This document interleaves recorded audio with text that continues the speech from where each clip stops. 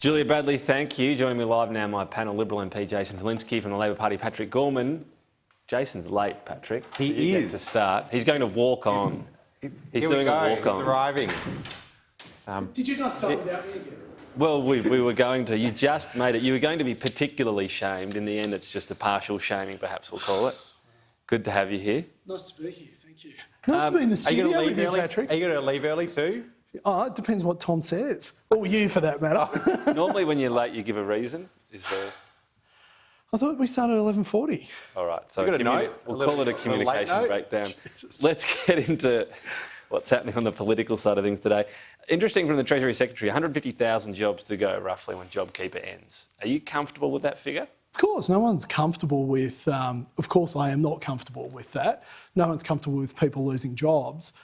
But we can't continue to have a situation in which... by the way, I think it's really unfair you threw the first question to me as I'm still catching my breath. However, I think it's... we can't continue with a situation where half of Australia is paying for the other half to be in work. We need to get back to normal. We need to be generating new jobs and we need to be expanding our economy as we normally do. But it's not half to keep the other half. 150,000 is a tiny percentage. We've got, what, today another 135 million to jobs in the arts and entertainment sector, which a lot of them are saying won't be enough.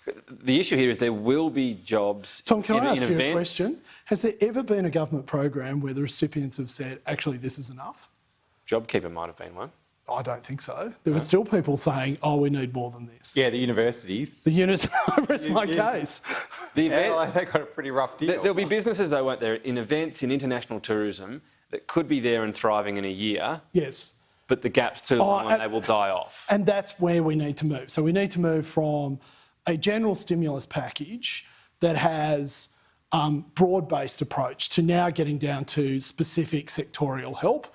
Events is one, live entertainment is another, so this will save travel agents are a third. Well, we will need to keep going back and making sure that... Right, so this is a watching brief. If businesses start falling over in cans, you'll intervene again.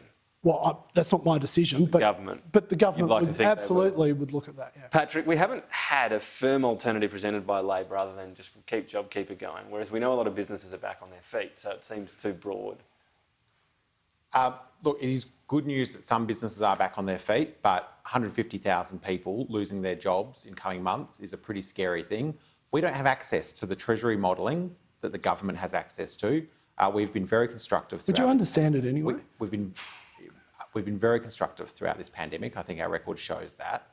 It's not unreasonable to say that, as Jason said, there should be a proper package for tourism operators who are suffering because of international border closures. There should be a package for the arts sector who are suffering because our economy is not as it was before COVID. So is that Labor's official stance on this, that there should be sector-specific assistance, more of it, available from April 1?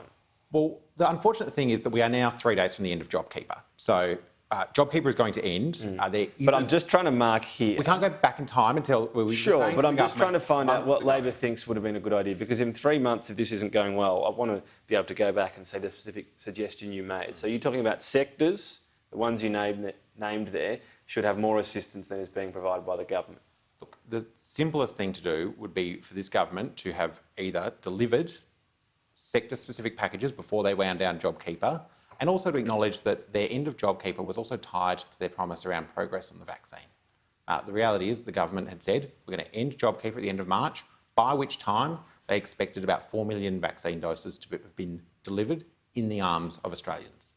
That hasn't happened. All right. So it's entirely reasonable to say, don't cut these things off too early when you don't have a plan for what's next. And even what Jason just said, it's clear there isn't a plan for what happens to those 150,000 people. I've got 8,000 people in my electorate whose jobs still rely on JobKeeper.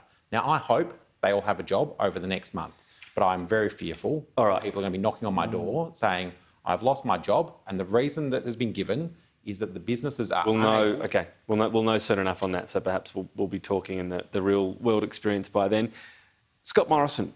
Yes. How's his political judgment, reaction, empathy been for the past 5 weeks? I assume we're referring to women's rights issues, and I think that everyone in this place has been taken by surprise, not at the issue, but at the how broad the issue is. And I think it's been a wake-up call for a lot of people in this place, not for others, but certainly for a lot of us. I think the Prime Minister would, as he has apologised and would admit that he has used, I think the term he used was clunky language from time to time in this, and he's obviously apologised and he regrets any pain that he's caused. He wants to make the situation better, not worse. Bit of a situation when your apology goes awry. What about just specifically on quotas and that push? For the Liberal Party? For the Liberal Party? Look, I don't think quotas work for the Liberal Party or for centre-right parties generally. There's a whole bunch of reasons which I'm happy to bore your viewers with, but we definitely need a mechanism that promotes better candidates, more competition in our pre-selection processes. And in some parts of the country that's working. So in South Australia, for example, James Stevens told me this morning that they've finalised their elections for state elections that are coming up in March next year.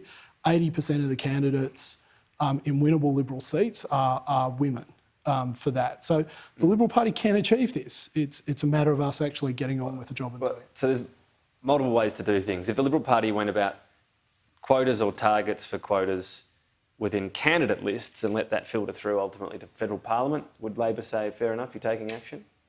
Well, I think we just look at what Labor does. We do have an affirmative action system. That has been a great success for Labor. I think it's been a good thing for the federal parliament. If Labor didn't have that affirmative action process, I think we would have fewer women in the parliament today. Our parliament would look even less like Australia.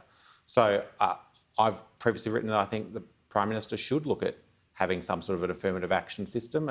Labor's been on a 30-year journey on this. We started this in the early 90s. So it's not something that I think they can fix overnight. The challenges of, frankly, misrepresentation that the Liberal Party has in this place, it doesn't represent... I mean, can I just say that's completely and utterly unfair. I mean, the Labor Party's diversity problems in terms of work backgrounds that sit on the other side.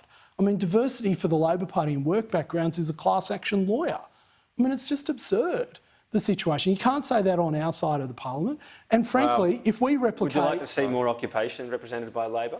Well, I think diversity in all its forms, in terms of people's backgrounds, in terms of their experience. What's being done on that at the moment? In terms of their policy views, you do need diversity. That's a good thing. I think the Liberal What's Party happening on that front at the moment for Labor then, if you're talking about diversity of occupation? Well, look at the sort of people we've got. I look at the West Australian Parliament and the people we've just elected. We've elected teachers, we've elected doctors, we've elected Sparky. You look at the people we elect, and Jason used the example in South Australia. I throw back at you the example in Western Australia. We have diversity of the community in the candidates that we pre-select and we elect. And I think the reality is we can talk about all those things, but the Liberal Party is still tied up on this quotas question. The Prime Minister said he's open to it, and now you've got people saying, even the modern Liberals like you, Jason, are saying, I'm very modern, but I'm not modern enough to have some form of sort of affirmative action or positive pre-selection process that gets more women. Because I believe competition, because I come from a philosophical tradition that believes competition works better than quotas. So quality of opportunity, not equality of outcome. So why does the government have targets of women on government boards? Why? Yeah, if you that's your government. Why do you have it in the and that's a really don't have it in the absolutely people who actually make absolutely, and that's a really great question. Why do we have that? So shouldn't we actually be having programs? You want to get rid of targets in the public sector? No, I didn't say that, but I said should they stay? Well, what I would argue very strongly for is the fact that we should be actually having programs where we're trying to identify and develop talent rather than solving it at the back end of saying, oh well, we haven't done anything at the right place in terms of encouraging. So you'd replace the current approach then? I wouldn't say I'd replace it, but I think there should be more emphasis on training, identification, development and promotion of talent.